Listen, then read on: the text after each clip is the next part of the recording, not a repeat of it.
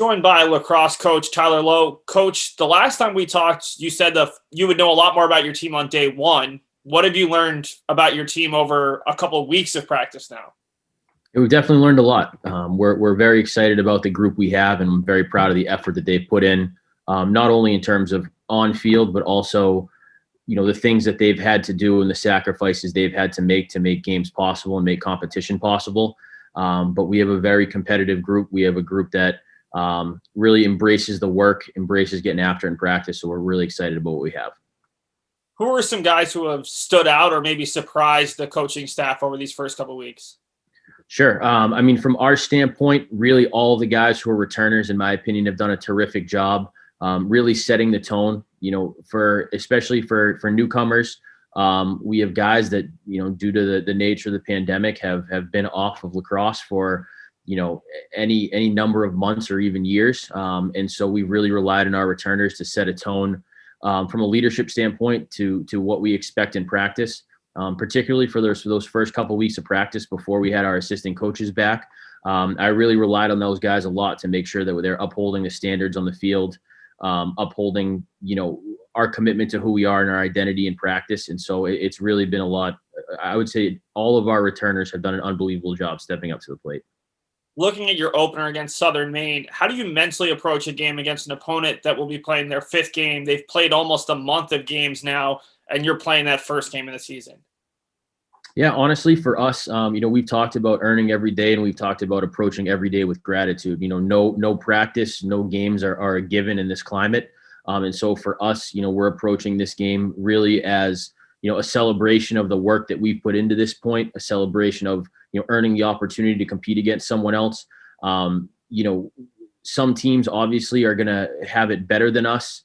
As far as, maybe they've practiced more, maybe they've had more games before they play us, but we also know that there's teams that have it a lot worse off than us. So we're choosing to focus on the positive. We're choosing to focus on the opportunity we do have. We're spending a lot of time focused on being the absolute best version of ourselves, regardless of what our opponent, has or hasn't done to this point. What adjustments do you have to make as a coaching staff in terms of both tactical and maybe substitution patterns? Playing 2 games in 5 days, being a little bit behind in where you typically would be conditioning wise and having practices and scrimmages under your belt? Yeah. So for us, there's, again, we're kind of choosing to look at some of the positives. And for us, I can't thank, our strength coach, Coach Ebbs, enough for the work that he puts in with our guys and the commitments he's made. Jeff and I talk a lot, and we talk about, really making sure that we have the same standards for our guys, regardless of the work that or the time that they've had to put into this point. And so we're really choosing to look at the positives. Whereas, historically in a normal year, once we get into games, there's a tendency to kind of back off on the conditioning. And, I know a lot of our opponents who may be getting to the point where they have a couple of games a week aren't quite, at a place where they can hit it quite as hard with the conditioning and the work with Jeff. And we've been honestly getting it after it with him, a few times a week for really the duration now. So we're very pleased with where we are conditioning wise. I know Jeff's pleased with where we are conditioning wise. So, the expectations are not lowered for our men in terms of what we're going to bring on game one. Finally, on Saturday, you head up to Castleton, and Castleton might be one of those teams who's had it worse than you. They haven't played in a month, essentially a month. The last game was March the 20th. How do you view that / prepare for that, where you don't really know what you're going to see on the opposing side after they haven't played in a month?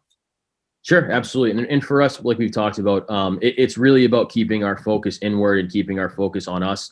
The expectation is that we're bringing the best version of ourselves to competition, whether that opponent has been practicing every day since fall or that opponent is coming back off a pause. So for us, it really doesn't affect much. Coach McDougall's a great friend of mine up at Castleton, and I certainly sympathize with what they're going through. He's another guy doing a great job, and his guys are making a lot of sacrifice to be able to compete. So again, if we're really focused on Tuesday right now and the opportunity we have tomorrow. And so if we get to Saturday, we'll kind of start looking at things then. So. Well, Coach, thanks so much for your time. Can't wait to see the team on Tuesday and Saturday, hopefully, and best of luck this season. Awesome. Thanks, Seth. Have a great day.